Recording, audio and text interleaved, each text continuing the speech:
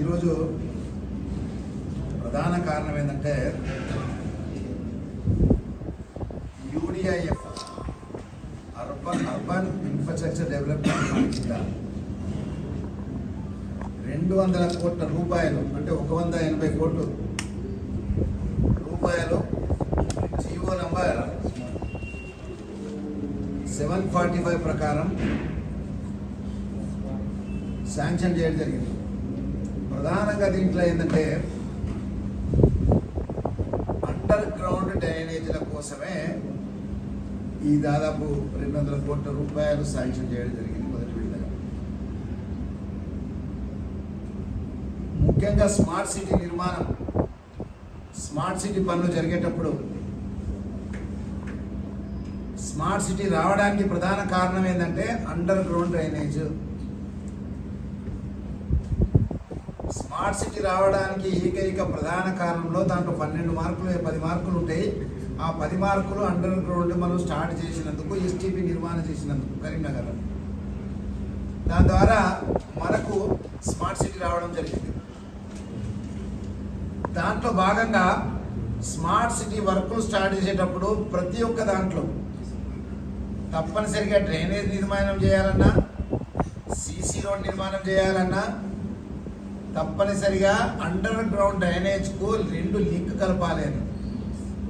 అలాగనే inspection chambers కూడా నిర్మాణం చేయాలి.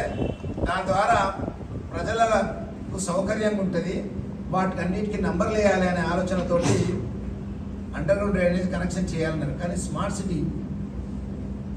సిటీ వాళ్ళు ఎక్కడ కూడా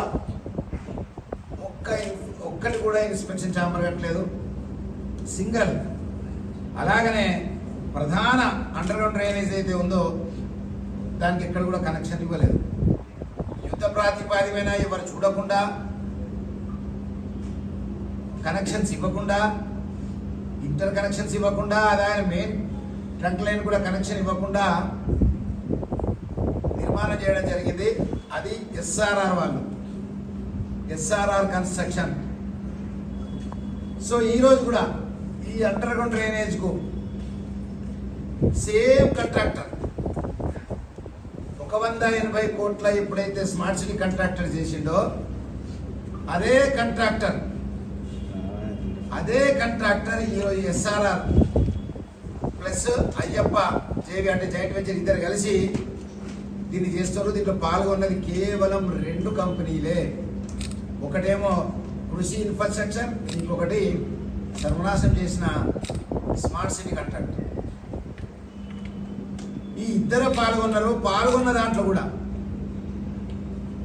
ముఖ్యంగా మీ ద్వారా ప్రజలకు తెలియపరుస్తున్నది ఏంటంటే, ప్రభుత్వానికి కూడా తెలియపరుస్తున్నది ఏంటంటే, మొదటి టెండర్ కాల్ ఒక టెండర్ను కాల్ఫర్ చేసిండ్రు.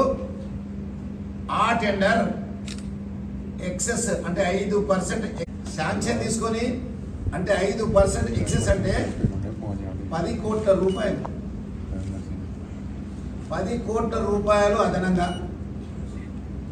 ఈ 10 కోట్ల రూపాయలతో పాటు ఇదే ఎస్ఆర్ఆర్ మీద, ఇదే స్మార్ట్ సిటీ మీద బండి సంజయ్ గారు స్వయంగా కాంప్లైంట్ ఇవ్వడం జరిగింది. స్మార్ట్ సిటీలో నాణ్యత లేదు, స్మార్ట్ సిటీలో నాణ్యత పాటించండి, కాంట్రాక్టర్పై యాక్షన్ తీసుకోరని స్వయంగా మెంబర్ ఆఫ్ పార్లమెంట్ ఉన్నప్పుడు ఆయన దరఖాస్తు ఇవ్వడం జరిగింది. మరి అదే బండి సంజయ్ ఈరోజు ఈ టెండర్లు ఎట్లా యాక్సెప్ట్ చేస్తారు? సిఓటి కనీసం లెటర్లను పెడుతున్నా? ఎక్సెస్లో మొదటి టెండర్ రావడానికి గల కారణం అంటే దాదాపు కాంగ్రెస్ పార్టీ ఏమో అక్కడ, రేవంత్ రెడ్డి మున్సిపల్ మినిస్టర్, ఇక్కడనేమో బండి సంజయ్. ఈ ఇద్దరు కలిసి దాదాపు 30 నుంచి 40 కోట్ల రూపాయలు చేతులు మారినాయని మాకు అనుమానం. ఎందుకంటే మొదటి టెండరే కదా ఇది. శాంక్షన్ అనేవి దీంట్లో 20,000 ఇన్స్పెక్షన్ ఛాంబర్స్, 20,000 కట్టాలి అంటే ధ్వంసం అయిపోతుంది కరీంనగర్. ఓకే కానివ్వండి, మళ్ళీ దానికోసం డబ్బులు వస్తాయి అనుకుందాను, అది కూడా లేదు. రెండవది 4 ఎస్టీపీలు, ఒక్కొక్క ఎస్టీపీ సీతారాంపూర్లో 5 MLD, కిసాన్ నగర్లో 6 MLD, అలుగునూరు 2.5 MLD, కానీ అలుగునూరుకు ప్లేస్ లేదు. ఇంకా ప్లేస్ సెలెక్షన్ కాలే. సదాశివపల్లె అసలు అక్కడ లెవెల్సే లేవు. వీటన్నిటిని చూడకుండా అంటే 180 కోట్ల రూపాయలు ఏం చేయాలనుకున్నది వీళ్ళు?